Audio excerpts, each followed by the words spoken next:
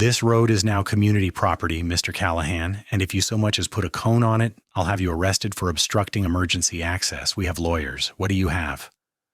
The woman's voice, a grating mix of cheap perfume and self-importance, cut through the crisp morning air. Her name, according to the ostentatious brass plaque on the brick guardhouse, was Karen Miller, President, Eagles Landing Homeowners Association. She was a caricature of suburban power, her plus-size frame squeezed into a powder blue tracksuit that strained at the seams, her face a mask of smug certainty. She stood with her arms crossed, blocking my path, a fleshy queen surveying her new, ill-gotten kingdom. Behind her, a pristine asphalt road snaked away, disappearing into a freshly built maze of identical beige houses, all 200 of them. The road, the guardhouse she stood beside, the perfectly manicured flower beds, and the first 50 feet of that asphalt were carved directly through the heart of my land. My land. The shock was a physical blow, a cold fist clenching in my gut. But 20 years in the Army Corps of Engineers teaches you to keep your face a mask of calm, even when your world has just been bulldozed. I had been gone for 6 months, visiting my daughter and her family at their new duty station in Germany, a long overdue trip to meet my first grandchild. I'd left a quiet 100-acre tract of whispering pines and oak, a legacy from my grandfather. I'd returned to find it violated, bisected by a monument to greed and incompetence, and this woman was daring me to do something about it. She saw a man in dusty jeans and a worn flannel shirt, a solitary figure against the backdrop of her suburban empire, and she saw weakness. She had no idea what she had just unleashed. If you're watching this, I need you to hit that subscribe button right now because you are not going to want to miss a single second of what happened next. Comment below and tell me where you're watching from. And if you have your own HOA nightmare story, share it. We need to know we're not alone in this fight. Now let me take you back to how this whole nightmare began, because to understand the victory, you have to understand the sheer audacity of the crime. I stood there for a long moment after she'd waddled back to her golf cart and zipped away, the electric whir a final, insulting punctuation mark. The sun was climbing higher, glinting off the windows of the cookie-cutter houses. 200 of them. 200 families whose only way in, and more importantly, the only way out, was a road that belonged to me. A cold, hard knot of anger began to coalesce in my chest, not the hot, flashing kind, but the slow-burning, patient fury of a sapper planning a demolition. Karen Miller thought she had lawyers. I had something better. I had deeds. I had surveys. And I had a promise I'd made to my grandfather on his deathbed. I had the truth. I turned my old Ford truck around, the tires crunching on the gravel of the county road, and drove back toward the small, weathered cabin that sat on the far end of my property, the one place they hadn't yet touched. The battle lines had just been drawn on a map I knew better than my own hand, and the opening salvo had been fired, but this was my ground, and I never ever lose on my own ground. The drive back to the cabin, which should have been a short jaunt down a familiar dirt track, was now a circuitous, infuriating detour around the new development. I had to follow the county road for 2 miles before finding the old, overgrown logging trail that served as my property's secondary access point, a route I hadn't used in years. As the truck bounced and rattled over ruts and rocks, my mind was a whirlwind of disbelief and rage. The sheer scale of the trespass was breathtaking. It wasn't just a minor encroachment, a fence line off by a few feet. They had annexed a significant portion of my land, paved it, landscaped it, and integrated it so completely into their world that they now believed it was theirs. Karen's arrogant declaration wasn't just a threat. It was a statement of perceived fact. In her mind, and likely in the minds of the 200 families living in those houses, that road had always been there, a permanent fixture of their manicured reality. The cabin, when I finally reached it, was just as I'd left it, a humble, sturdy structure of hand-hewn logs my grandfather had built 70 years ago. It smelled of cedar, old books and wood smoke. It was my sanctuary. But as I stepped onto the porch and looked out, the view was desecrated. Through a gap in the trees, I could see the rooftops of Eagle's Landing, a sterile, repeating pattern against the wild, rolling hills. It was an infection on the landscape. This land, this specific 150-acre parcel, wasn't just dirt and trees to me. It was a repository of memories, a tangible link to the man who raised me. My grandfather, a surveyor by trade and a philosopher by nature, had bought this land after World War II. He'd seen enough of the world's chaos and wanted a piece of something that was quiet, permanent, and his. He taught me how to read the contour lines on a map, how to find the iron survey pins he'd driven into the earth himself, how to respect the boundaries not just of property, but of principle. "A man's character is like a property line, Jack," he used to say, his voice raspy from a lifetime of unfiltered cigarettes. "It's invisible to most, but it's the only thing that truly defines where you stand. You let someone move it an inch, they'll take a mile." They had just taken a mile. My grandfather had passed away a decade ago, leaving the property to me with a handwritten addendum to his will. It wasn't a legal document, but a personal plea. "Don't ever sell it to developers, son. They're locusts in polo shirts. They'll chew up everything that's real and leave behind a husk." I'd honored that wish, using the land as a retreat from the noise of the world, a place to decompress after my own decades of service.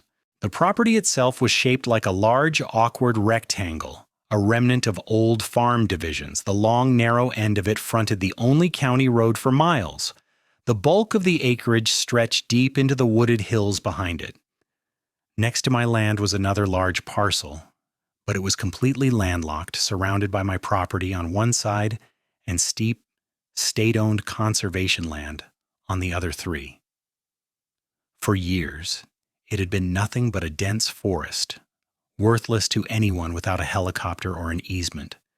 I had received lowball offers for an easement over the years from various holding companies, offers I had always politely but firmly refused, citing my grandfather's wishes.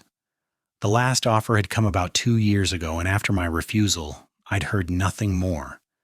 I had foolishly assumed the matter was closed. I now understood they hadn't given up. They had simply decided to steal what they couldn't buy. The audacity was what stuck with me. They hadn't just trespassed, they had built infrastructure. They had poured concrete, laid asphalt, installed electrical wiring for streetlights and a guardhouse with plumbing. They had invested millions of dollars based on a foundation of pure theft. What kind of developer, what kind of county planning commission, what kind of homeowners association would allow such a colossal blunder to occur? The question hung in the quiet air of the cabin, demanding an answer. The anger was still there, a cold, heavy weight, but now it was being honed by a lifetime of training. In the Corps, you don't get mad, you get methodical. You assess the situation, you gather intelligence, you identify the enemy's weaknesses, and you formulate a plan of attack. Karen Miller and her HOA had shown me their strategy: overwhelming force, bureaucratic intimidation, and a belief in their own righteousness. They thought this was a battle of lawyers and money. They were wrong. This was a battle of surveys and boundaries, of iron pins and legal descriptions. It was a battle on my grandfather's home turf, and I was about to use his own tools to dismantle their entire world. I walked over to a large, cedar-lined footlocker in the corner of the main room. The lid creaked open, releasing the scent of aging paper. Inside, beneath old flannel blankets and a box of my grandfather's Korean war medals, was his life's work: rolled-up canvas maps, leather-bound field notebooks, and stacks of brittle yellow documents. This was my arsenal. This was the truth, patiently waiting in a box for 70 years. I pulled out the master survey of the Callahan property, dated 1948. My grandfather's elegant, precise script detailed every boundary, every bearing, every iron pin he had hammered into the earth as a young man just back from the war. I unrolled it on the heavy oak table, its edges curling stubbornly. There it was in faded ink, the long, narrow strip of land connecting the main parcel to the county road, clearly and unequivocally mine. The war had begun. But I wouldn't be firing the first shot. They already had. I would be the one to fire the last. The first step in any campaign is reconnaissance. Before I could formulate a plan, I needed to understand the full scope of the enemy's position and the terrain of the battlefield, which in this case was a landscape of legal documents and county records. My grandfather's maps were my starting point, but I needed to see the violation with my own eyes, to walk the line they had crossed. The next morning I rose before dawn, the habit of a military career ingrained too deep to shake. I put on a pair of sturdy boots, filled a canteen, and grabbed the worn leather satchel containing my grandfather's field compass and a copy of his 1948 survey. I started at the county road, at the very point where my property began. I found the first marker exactly where the old map said it would be, a 3/4-inch iron pin, its top slightly mushroomed from my grandfather's sledgehammer, half buried in the dirt and grass at the edge of the asphalt. From there, the property line ran straight as an arrow for 2,000 feet, paralleling the county road, before the main body of the land opened up. It was this long 150-foot wide strip that the developers of Eagle's Landing had treated as a public right-of-way. It was not. It was the throat of my property, and they had jammed a feeding tube for their 200-home subdivision down it. I walked the line, my boots silent on the dew-soaked grass. To my right was the quiet 2-lane county road. To my left, a different world. The first thing I encountered was their sign, a monstrosity of brick and faux stone with Eagle's Landing spelled out in gaudy, gold-painted letters. A bed of unnaturally vibrant petunias surrounded it. According to my grandfather's map, the entire structure, all 10 tons of it, was sitting comfortably 10 feet inside my property line. A few yards further, I came to the guardhouse where I'd met Karen. It was a miniature fortress, complete with a sliding gate arm. The building itself was small, but it was built on a concrete slab that encroached even further onto my land. The power and water lines feeding it were buried beneath my soil. Then came the road itself. A 2-lane asphalt artery, complete with curbs, gutters, and a neatly painted yellow line down the middle. It ran the full length of my 150-foot wide strip, a black scar on the green landscape. They hadn't just used my land. They had fundamentally transformed it. As I walked, I noted every detail. The placement of the streetlights, the location of the storm drains, the species of ornamental trees they had planted along the verges. Each one was a nail in their legal coffin. The most damning discovery came at the far end of the strip where the road curved into the main development. Here, where my property line took a 90-degree turn, the developer's carelessness had reached its zenith. The curve of the road cut a wide arc, and to accommodate it, they had shaved off a triangular section of my main parcel. Worse, the lots for the first 2 houses, house number 1 and house number 2 on their plat map, had been laid out right up against this flawed boundary. Their backyards, complete with pristine sod, sprinkler systems, and brand new wooden fences, extended a full 15 feet over my line. 2 families were currently living in houses that were in part built on stolen land. They just didn't know it yet. My anger, which had been a cold, controlled burn, flared for a moment. This wasn't just a mistake. This was a cascade of catastrophic negligence. A developer had cut corners. A surveyor had signed off on a faulty map. The county planning office had approved permits without proper verification. And now an HOA president was belligerently defending the crime as if it were a sacred right. I returned to the cabin, the morning sun now fully up, and laid out my findings on the oak table. The old map, my new notes, the stark reality of the situation. It was time for the next phase, the paper trail. I spent the rest of the day in the dusty, fluorescent-lit basement of the county records office, a place that smelled of decaying paper and forgotten history. I was polite, patient, and methodical. The clerks, used to dealing with frantic title searchers and angry taxpayers, responded to my calm demeanor. I pulled the deeds for my property and the adjacent parcel, the one now known as Eagle's Landing. The chain of title was clear. My family's ownership was unbroken since 1948. The adjacent parcel had been bought and sold a dozen times, most recently 2 years ago by a corporation named Apex Holdings, LLC. I pulled the development plans and permits for Eagle's Landing. It was all there. In hundreds of pages of blueprints and applications, I found the survey they had submitted. It was a sloppy preliminary document riddled with inconsistencies. It showed the access road running along a proposed public easement. The word proposed was doing a lot of heavy lifting.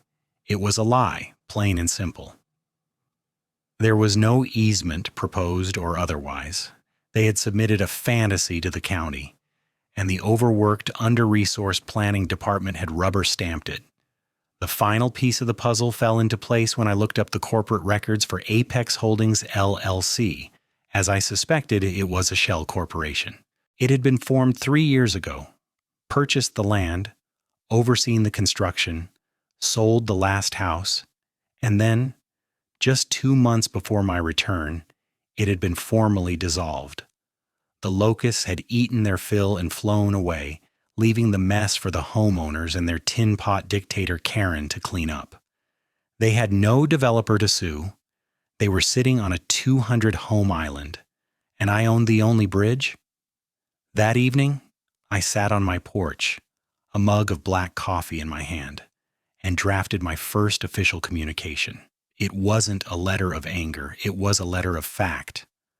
Addressed to the Eagle's Landing HOA Board of Directors, care of Miss Karen Miller, President. It was sent via certified mail with return receipt requested. It calmly stated that the road, entrance, and associated infrastructure were trespassing on private property, citing the legal description from my deed. It referenced the official county survey records. It demanded the immediate cessation of all use of the road by their residents and contractors, and it gave them 14 days to respond with a plan for the removal of all encroaching structures. I knew they wouldn't. I knew Karen would see it as a challenge, not a legal notice, and that was exactly what I wanted. The first move in a chess game isn't about taking a piece, it's about forcing your opponent to reveal their strategy. I had just pushed my first pawn, and I was willing to bet Karen was about to bring out her queen far too early. The certified letter was delivered on a Tuesday. I knew, because the mail carrier handed me the green return receipt card that Friday, bearing a spiky, indignant signature that could only belong to Karen Miller. The 14-day clock had started. For a week, there was silence. I imagined the letter being passed around at a contentious, closed-door HOA board meeting. I imagined Karen convincing the other, likely weaker-willed board members that I was a crank, a nobody trying to extort them. I used the quiet time productively. I knew that my grandfather's 70-year-old survey, while legally sound, would be challenged. In a court of law, modern data held more weight. I needed to update my arsenal. I made a call to a man named Dave Jensen. Dave and I had served together in Iraq. I was an engineer officer. He was a combat surveyor, one of the best. After leaving the Army, he'd started his own high-tech surveying company. His motto was, "Accuracy is its own argument." "Jack, you old dog," he said, his voice booming over the phone. "Don't tell me you finally decided to build a moat around that cabin of yours." I explained the situation. The line went quiet for a moment. Then a low whistle. "They did what?" "Jack, that's not a blunder. That's grand larceny with a bulldozer. I'll be there Friday. No charge for the initial consult. This one's personal."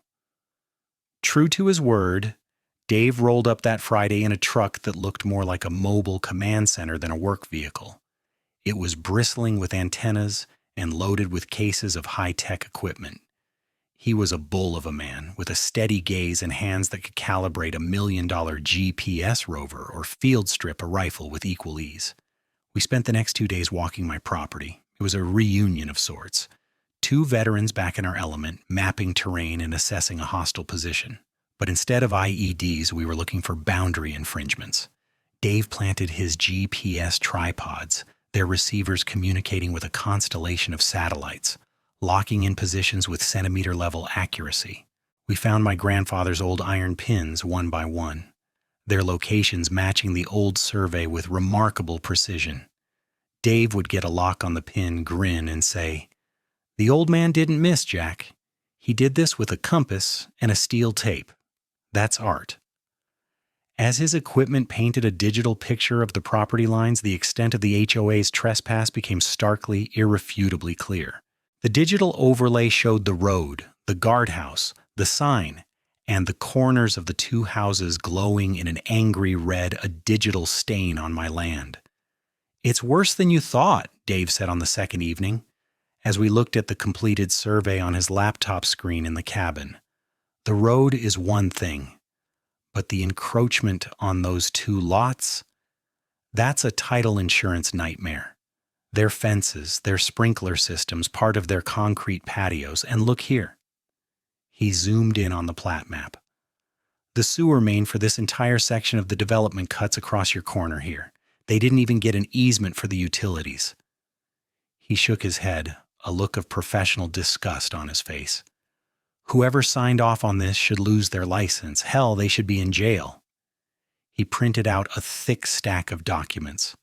A new, legally binding survey map, certified and stamped with his professional seal, along with a detailed report outlining every point of encroachment with GPS coordinates and photographic evidence.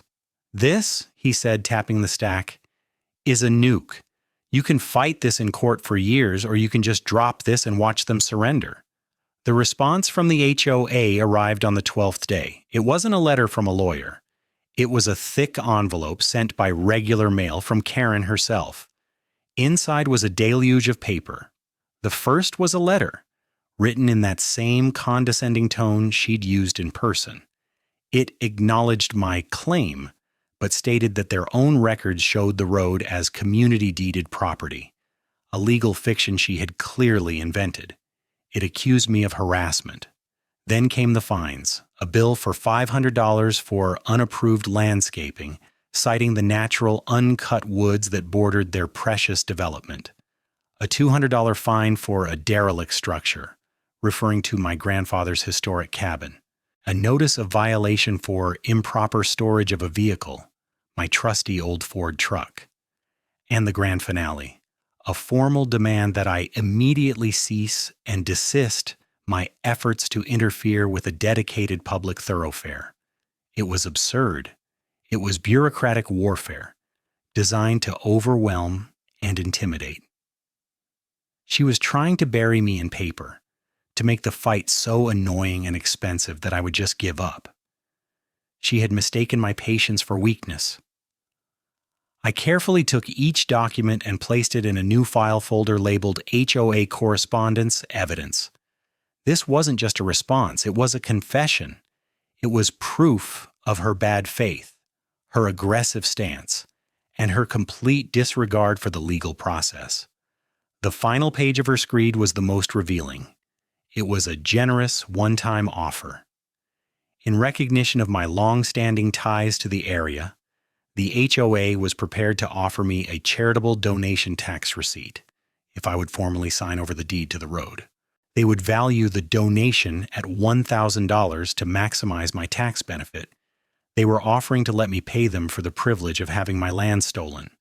I laughed, a deep, genuine laugh that echoed in the quiet cabin.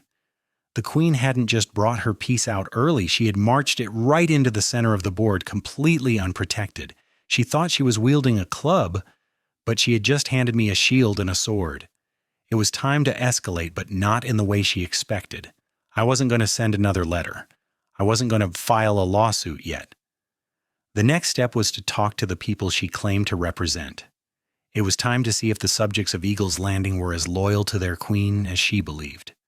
The community of Eagle's Landing was designed to look perfect from the outside, a carefully curated illusion of upper-middle-class bliss. Every lawn was a uniform shade of green, every mailbox was identical, and every house was painted one of 3 approved shades of beige. But as I began to subtly observe the neighborhood, Walking the public sidewalks on the far side of the development, I started to see the cracks in the facade. This wasn't a community. It was a heavily regulated compound, and Karen Miller was its warden. My first clue was the sheer number of violation notices I saw taped to front doors, little orange slips of paper stark against the neutral-colored paint.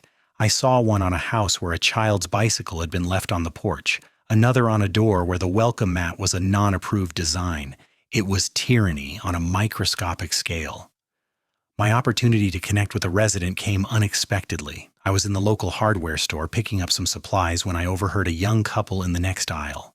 The husband, a man in his early 30s wearing a faded army t-shirt, was looking at a color chart with a defeated expression. "I don't get it, Maria," he said to his wife. "It's white. Eggshell white. Chantilly lace white. Dove white. It's all just white. How can she say our curtains are the wrong shade of white?" His wife, holding a small child, sighed. "Carlos, you know how Karen is. She measured the luminosity with some kind of light meter app on her phone. She said our drapes were too reflective. It's a $200 fine if we don't change them by Friday." I had found my opening. I waited until they were in the checkout line and approached them. "Excuse me," I said, keeping my voice low and calm. I couldn't help but overhear. "You live in Eagles Landing?" Carlos looked at me, his expression wary. "Yeah, why?" "My name is Jack Callahan. I own the land the entrance road is built on." The color drained from his face. Maria clutched their child a little tighter. "You're the one," Carlos said, his voice dropping to a whisper. "Karen had a meeting. She said you were trying to block us all in." "I'm just trying to reclaim what's mine," I said simply. "But I'm more interested in what's happening inside your community. It sounds like President Miller is running a tight ship." Carlos let out a bitter laugh. "Tight ship? It's a prison. We moved here 6 months ago. It was supposed to be a great place to raise our kid. Instead, we're drowning in fines. Fines for the basketball hoop being visible from the street. Fines for my truck having a small business logo on it. Fines because our grass was a 1/4 inch too high. We're paying more in fines than our property taxes." We talked for 20 minutes in the parking lot. I told them my story, not with anger, but with the calm recitation of facts. I showed them a copy of my deed on my phone. They told me about Karen's reign of terror. She had become president through a low turnout election right after the developer left, and had immediately consolidated power, appointing her friends to the Architectural Review Committee and using the HOA's vague and overreaching covenants to micromanage every aspect of the residents' lives. The reserves, meant for long-term maintenance, like repaving the roads, were being depleted to pay the HOA's management company and legal firm, which seemed to exist solely to generate violation letters. "A lot of people are unhappy," Maria said, "but they're scared. Karen tells everyone that if they challenge her, she'll put a lien on their house. Most of us are young families. We can't risk that." "She can only put a lien on your house if a court says she can," I explained, "and a judge isn't going to uphold a fine for the wrong shade of white." Carlos, I learned, was a National Guard captain, an engineer just like me. A bond formed quickly between us, the easy camaraderie of fellow veterans. "What are you going to do?" he asked, his eyes searching mine. "For now, I'm just gathering information," I said, "but I have a plan. The most important thing is for people to know the truth. Karen's power comes from the belief that she's unbeatable and that the HOA is in the right. Both of those things are false." I gave him my phone number. "Talk to your neighbors," I said quietly. "Don't organize anything yet. Just find out who else is fed up. When the time is right, they'll need to be ready to act." A few days later, Carlos called. He'd spoken to a dozen other families. The stories were all the same. An elderly woman, a widow named Mrs.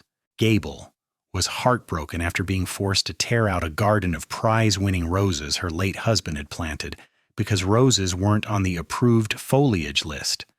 A young doctor who worked night shifts was repeatedly fined because he put his trash can out the night before pickup, a violation of the rule that cans could only be curbside between 5 a.m. and 8 p.m. on pickup day.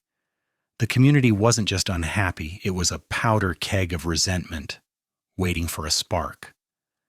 Karen had created an army of enemies within her own walls, and they were about to find a new ally. My fight was no longer just about my land, it had become a fight for the liberation of Eagle's Landing. Karen thought she was fighting one stubborn old man. She had no idea she was about to fight a civil war. My next step was to formalize my position. I took Dave's new high-tech survey, my grandfather's original deed, the stack of threatening letters from Karen, and my detailed notes to a lawyer. Not just any lawyer, but a woman Dave had recommended, a notorious land use attorney named Amelia Davies. Her firm's office was in the city, a sleek, modern space that was the polar opposite of my cabin. Davies was in her late 40s with a razor-sharp mind and a reputation for surgically dismantling arrogant developers and corrupt local governments. She listened to my entire story without interruption, her eyes scanning the documents I laid out on her conference table.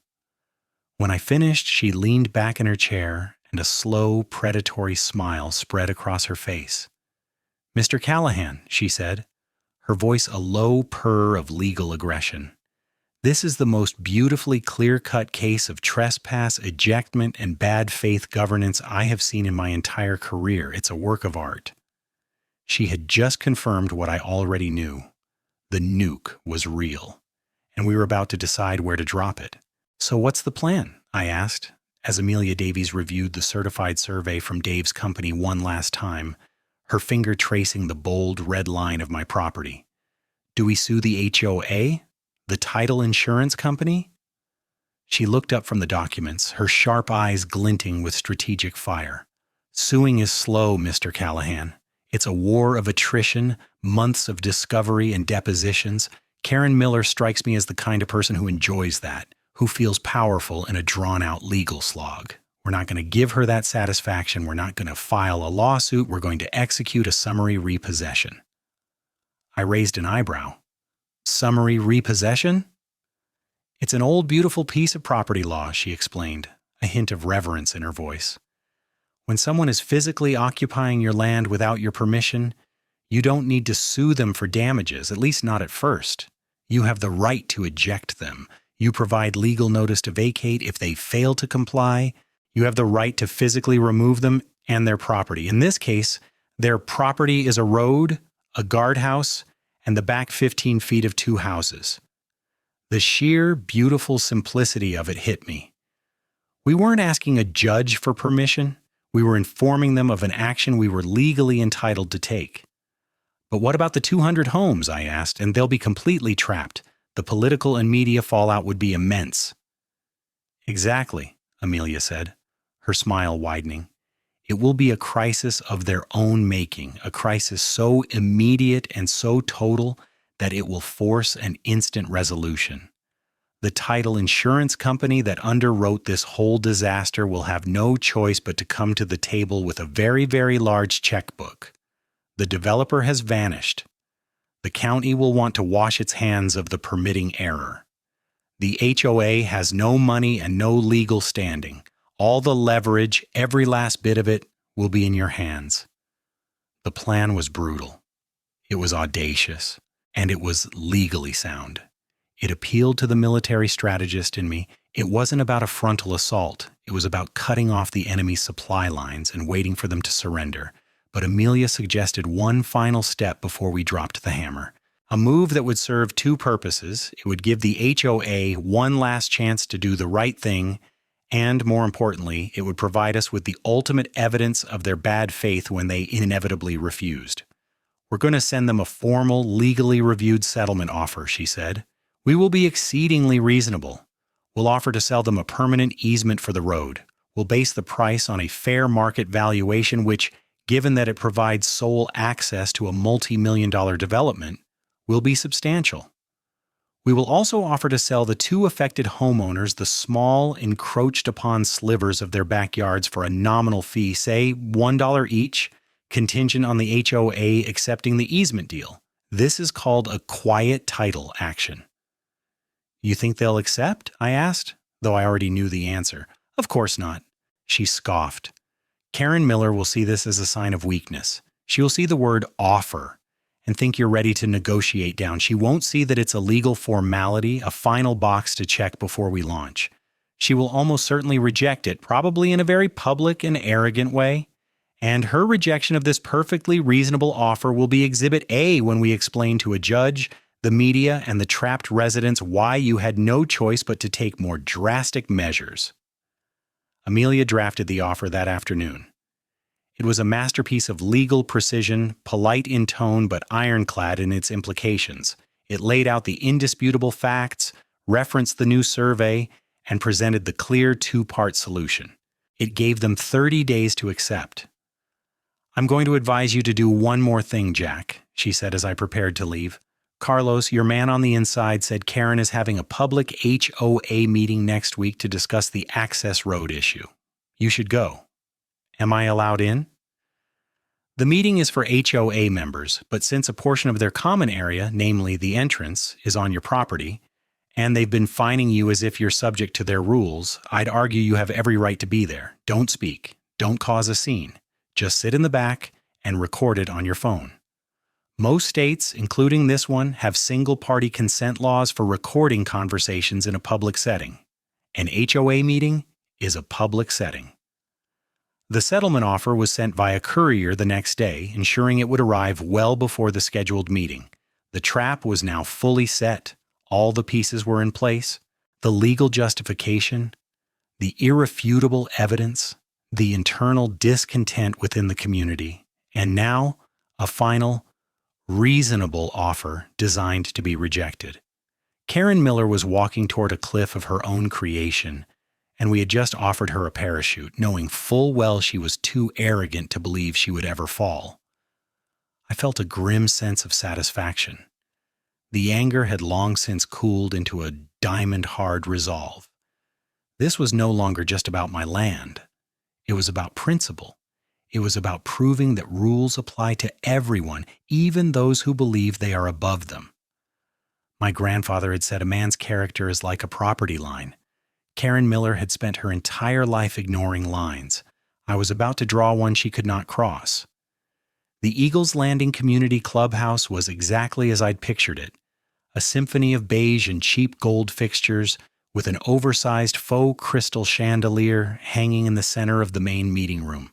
The air was thick with the scent of air freshener and simmering resentment. I slipped in a few minutes before the meeting was scheduled to start and took a seat in the back corner, positioning my phone on my lap with the camera lens peeking out, the red recording light glowing discreetly. The room was packed, far more residents than I'd expected. Carlos caught my eye from across the room and gave a subtle, almost imperceptible nod. He had done his work. The discontent was mobilized. The meeting began with Karen Miller striding to a lectern at the front of the room, a thick binder in her hands. She banged a gavel with unnecessary force. "This emergency meeting of the Eagles Landing Homeowners Association is now in session," she announced, her voice echoing slightly in the cavernous room. "As you all know, we have been dealing with an unfortunate issue regarding a baseless claim on our community's entrance road." She launched into a 10-minute tirade, painting me as a greedy, opportunistic recluse trying to extort the hard-working families of the community. She waved her hands, her bracelets jangling as she spoke of frivolous claims and predatory tactics. She never once mentioned the surveys, the deeds, or the actual legal basis of my claim. She spoke only in vague, emotional terms, casting herself as the valiant defender of their homes. Then she held up the settlement offer Amelia Davies had sent. "This week," she boomed, her voice dripping with theatrical disdain, "this Mr. Callahan sent us this so-called settlement offer. He has the gall to demand an exorbitant sum of money for land that the developer gifted to our community." A few people in the front row, clearly her allies, gasped in performative shock. But in the back and middle of the room, I saw people exchanging uneasy glances. Carlos's expression was a mask of stone. "He thinks we're fools," Karen continued, her face turning a blotchy red. "He thinks he can bully us. He thinks he can threaten our way of life and we'll just roll over and pay him tribute." She was working herself into a frenzy, feeding off the attention. This was her stage, her moment of power, and she was about to make the biggest mistake of her life. "Well, I have a message for Mr. Callahan," she shouted, her voice cracking with manufactured rage. She took the multi-page legal document, our carefully crafted, legally binding offer, and with a dramatic flourish, she ripped it in half.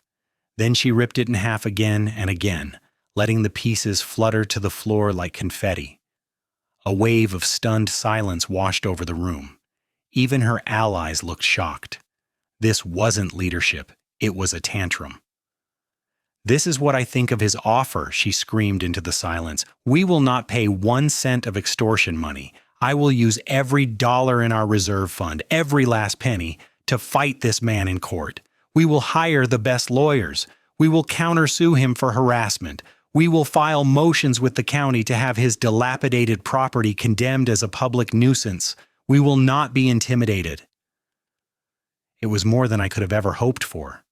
My phone was recording everything. Her public rejection of a reasonable offer, her declaration of war using their own money, her unhinged threats. In the space of 30 seconds, she had single-handedly justified everything we were about to do.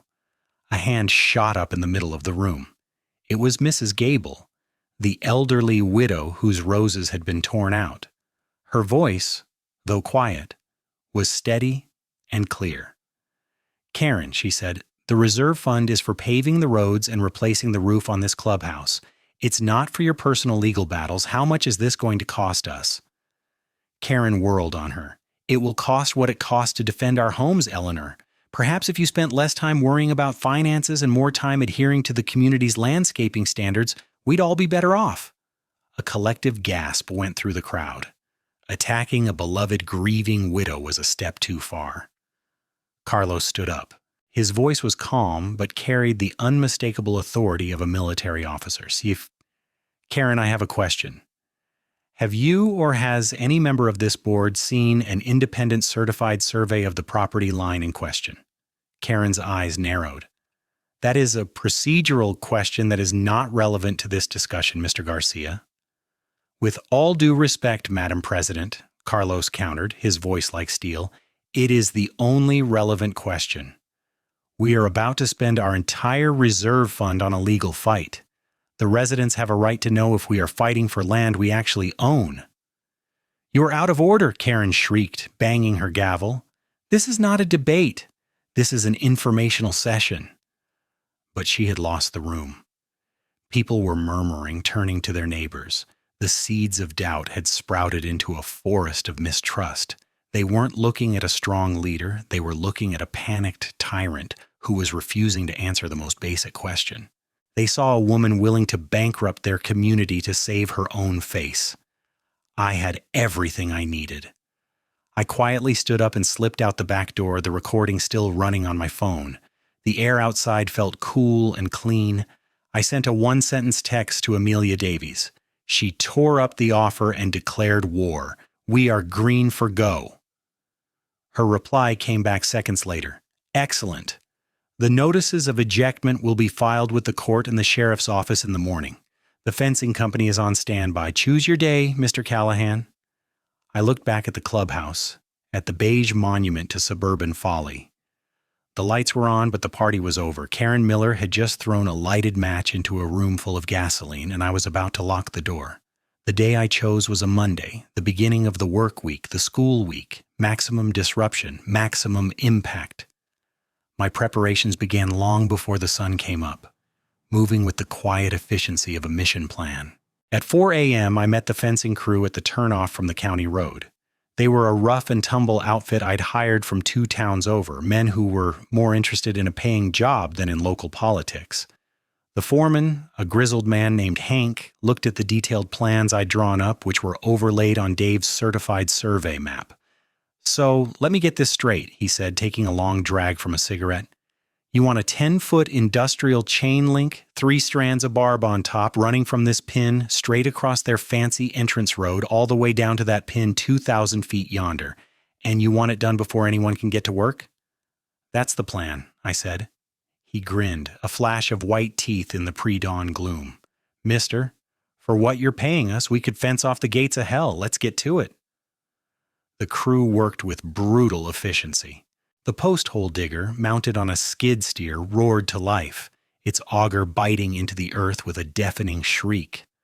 One team set the heavy-gauge steel posts in quick-drying concrete, running a string line that corresponded exactly to Dave's survey markers. Another team followed right behind them, unspooling the massive rolls of chain-link mesh and securing them with pneumatic tools. The sounds of industry, the clang of steel on steel, the whine of power tools, the rumble of the diesel engine, shattered the pre-dawn tranquility of Eagle's Landing. At precisely 5:15 a.m., as the first hint of light began to streak the eastern sky, the first headlights appeared, coming down the long road from inside the development. It was a sleek, expensive SUV. It slowed as it approached the entrance, its headlights illuminating the scene of frantic construction. The driver, a man in a suit, stopped his vehicle and just stared, his face a mask of confusion. A few minutes later, another car pulled up behind him, then another. The first school bus of the morning rumbled to a stop 100 yards back, its red lights flashing uselessly. Within 15 minutes, a line of cars a quarter-mile long had formed, a metal serpent trapped within its own den. The symphony of honking began, a cacophony of frustration and bewilderment. By 6 a.m., the main fence line across the road was complete. A solid 10-foot-tall wall of steel mesh glinting in the rising sun now completely blocked the only vehicle entrance and exit to the 200-home community. My crew then moved to the second phase of the operation, fencing off the two encroaching backyards. We moved down the line, the skid steer making quick work of the soft manicured sod. The homeowners of lot number 1 and lot number 2 came out onto their back patios in their bathrobes, mugs of coffee in hand, to see a fencing crew methodically bisecting their yards, running a fence line a mere 10 feet from their back doors, cutting off their patios from the rest of their lawns. The chaos was beautiful, a perfect storm of consequences. People were getting out of their cars, shouting, pointing, making frantic calls on their cell phones. I stood calmly on my side of the new fence, a thermos of coffee in one hand and a thick legal binder in the other. This binder contained everything: my deed, my grandfather's survey, Dave's certified modern survey, copies of my correspondence with the HOA, the rejected settlement offer, and most importantly, a court-stamped copy of the filed notice of ejectment, which Amelia had emailed to me after filing it first thing that morning. At 6:30 a.m., the main event arrived. A sheriff's cruiser, lights flashing, pulled up on the county road side of the fence. It was followed moments later by a second vehicle, Karen Miller's golf cart, which he must have driven frantically across the development's manicured lawns to get to the front. She burst out of the cart before it had even come to a full stop, her face a terrifying shade of crimson, her powder blue tracksuit looking hopelessly inadequate for the gravity of the situation. "Callahan!" she shrieked, her voice a raw blade of fury. She stormed toward the fence, her fists clenched. "What is the meaning of this? You are under arrest. I am having you arrested for destruction of property, for endangering this community." The sheriff, a man in his 50s with a calm, weathered face and a name tag that read Brody, got out of his car and approached me slowly. He ignored Karen's tirade. "Morning, sir," he said, his voice even. "We've had a few calls. Can you tell me what's going on here?" "Good morning, Sheriff," I said, my voice equally calm. I opened my binder on the hood of my truck. "My name is Jack Callahan. This is my property. These people have been trespassing on it for the better part of a year. I have legally notified them, and now I am exercising my right to secure my property." Karen was apoplectic, rattling the new fence. "He's lying! This is community property! Arrest him!" Sheriff Brody held up a hand to quiet her, a gesture of profound weariness. He turned his attention back to my documents. He spent a full 5 minutes reading, his eyes scanning the survey maps, the deed, and the court-stamped ejectment notice. He walked over to the survey pin that marked the corner of my property, which was now the anchor point for the fence post. He looked at the pin, looked at the map, and then looked back at the fence stretching across the road. He walked back to me, handing the binder back. Then he turned to face Karen, who was practically vibrating with rage on the other side of the fence. "Ma'am," he said, his voice leaving no room for argument, "I have reviewed Mr. Callahan's documents. He has a certified survey and a court-filed notice. As far as I can tell, this fence is on his property. This is a civil matter. There is nothing I can do." The explosion was spectacular. Karen Miller's face went through a rapid series of transformations, from crimson rage to slack-jawed disbelief, then back to a shade of purple I had previously only seen in sunsets. "A civil matter?" she sputtered, her voice rising to a frantic squeal. "A civil matter? He has 200 families trapped in here. There are children who can't get to school, people who can't get to work, doctors who can't get to the hospital, and you're telling me it's a civil matter?" Sheriff Brody's patience, which had been admirable, was clearly wearing thin. "Ma'am," he said, his tone hardening, "Mr. Callahan appears to be within his legal rights to secure his own property. If you have a deed or a court-ordered easement that says this road belongs to the HOA, I'll be happy to look at it. Do you have such a document?" Karen froze. Her mouth opened and closed, but no sound came out. She had her binder of violations, her rule book, her threats, but she didn't have the one document that mattered. She had nothing. Our lawyers," she stammered, gesturing vaguely. "Our lawyers are handling it." "Well, until your lawyers get a judge to issue a temporary restraining order telling this man to take his fence down, my hands are tied," Brody said, turning to leave. "I suggest you call them. In the meantime, you all need to stay on your side of the fence, and he needs to stay on his." He gave me a final unreadable look, a slight nod that might have been respect or might have been a warning, and got back in his cruiser. As he drove away, a new sound began to rise from the crowd of trapped residents. The honking had subsided, replaced by a low, angry murmur. Their frustration, initially directed at the fence, was now turning toward the woman who had led them into this mess. A man in a doctor's scrubs pushed his way to the front. "Karen, what is going on? You told us this was handled. I was supposed to be at the hospital an hour ago." "She's going to get us all fired," a woman shouted.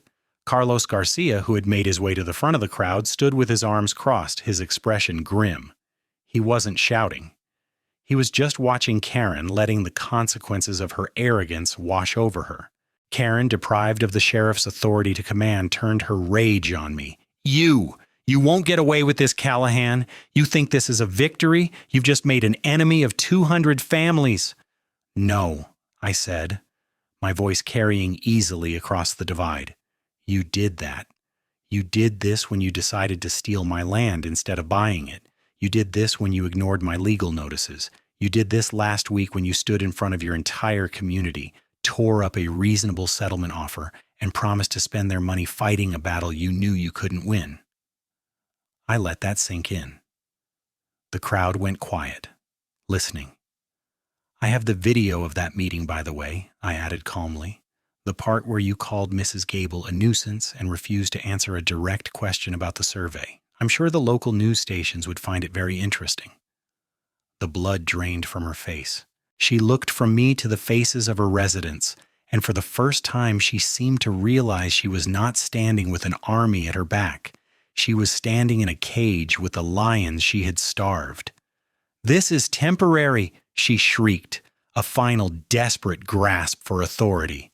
"Our lawyers will have this fence down by noon." But no one was listening to her anymore. They were looking at the fence. They were looking at their watches. They were looking at the dead end of their perfect manicured world. And they were realizing that their queen had no clothes, no power, and no plan. The news crews started arriving around 8 a.m., drawn by the dozens of frantic calls and the irresistible visual of a luxury housing development completely blockaded. They set up their cameras on the county road, interviewing the irate, trapped residents on one side of the fence and me on the other. I didn't give them anger or emotion. I gave them facts. I calmly held up the survey map for the cameras. I showed them the deed. I explained the timeline of events, from the discovery of the trespass to the certified letter to the settlement offer that was publicly torn up. I was not the villain. I was the aggrieved party who had exhausted all other options. This was a last resort, I told a reporter from the local ABC affiliate. I have no desire to harm these families. They are victims in this too. They are victims of a negligent developer and a homeowners association that has chosen arrogance over accountability. The moment the HOA's leadership is willing to have a good faith negotiation, this fence can come down. The ball is in their court. Inside Eagle's Landing, chaos reigned, but it was a focused chaos. Carlos Garcia, seizing the moment, began walking from car to car, a clipboard in his hand. He was gathering signatures for an emergency petition to remove Karen Miller and the entire current board of directors. The anger that had been simmering for months had finally boiled over. People were eagerly signing. Their frustration with the fines and the micromanagement now fused with the immediate crisis of their imprisonment. Karen, meanwhile, was having a complete and utter meltdown. She was screaming into her phone at someone, presumably her lawyer, her face contorted in a mask of fury and panic.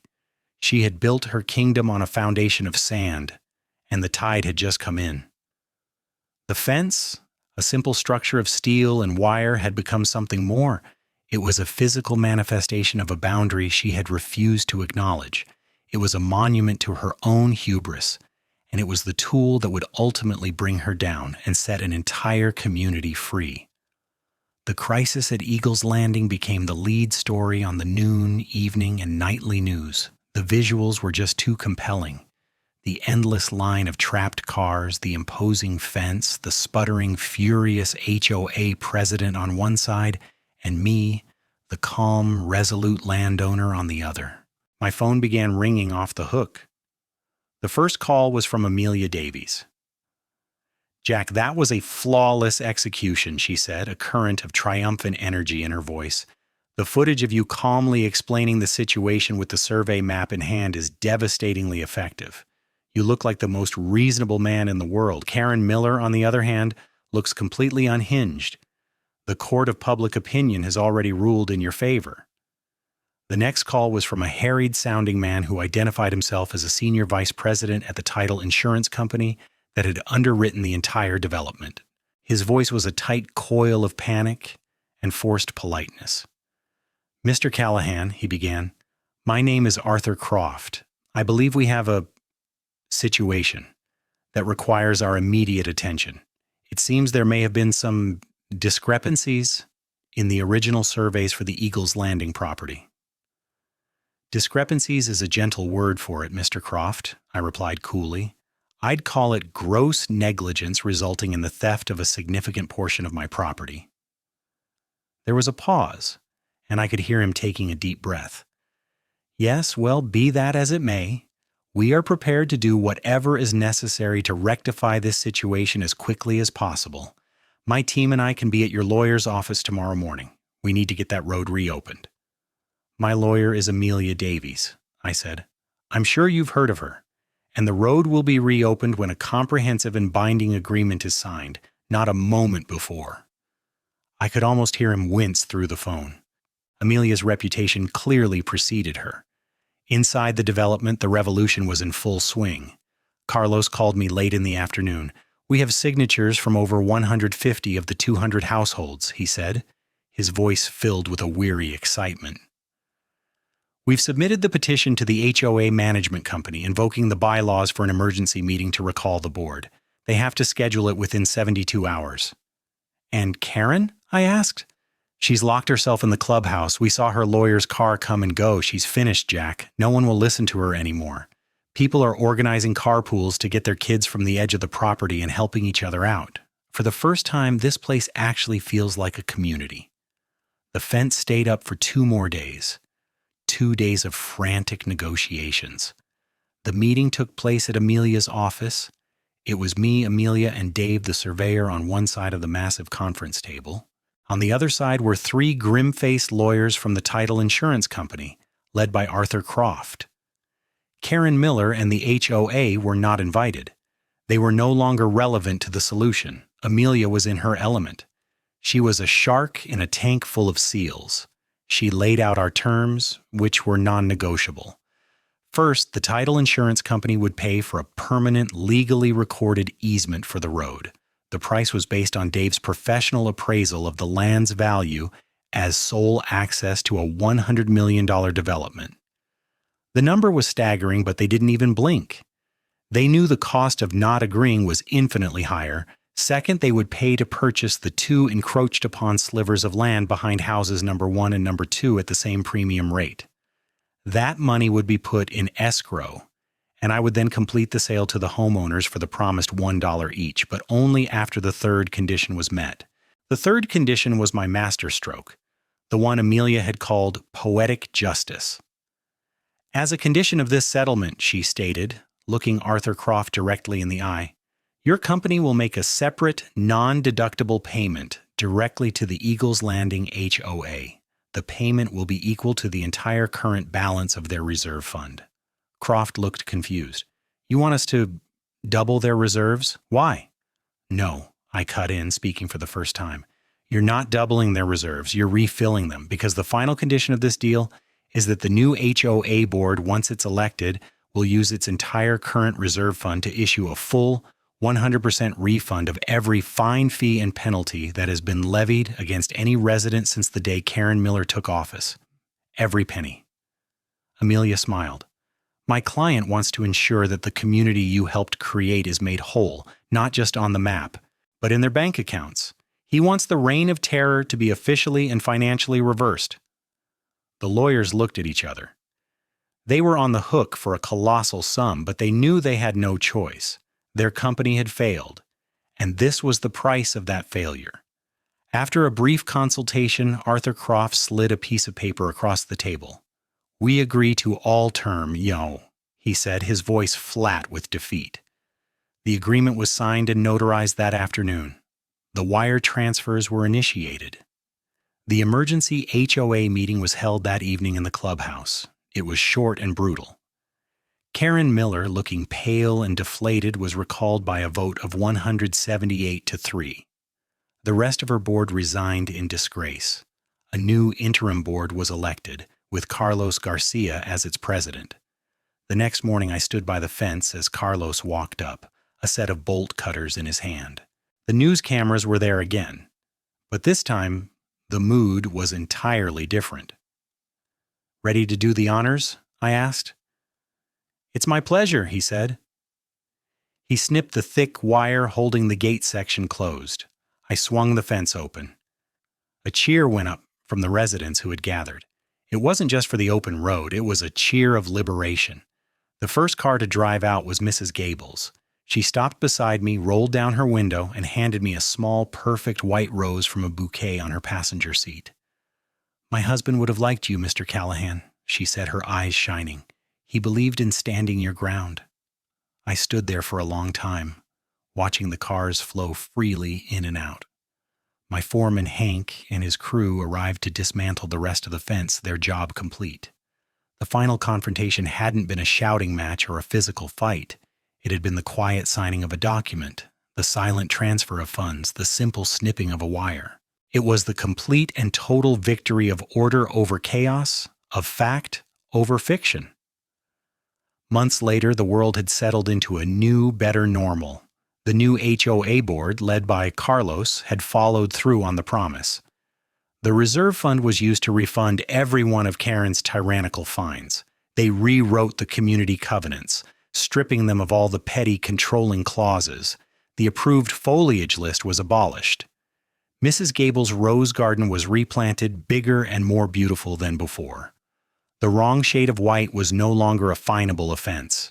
Eagles Landing was finally becoming the community it was always meant to be. I sold the 2 small slivers of land to the affected homeowners for $1 apiece, their titles now clear and secure. The massive payment from the title company sat in my bank account, a testament to the value of my grandfather's legacy. But it wasn't about the money.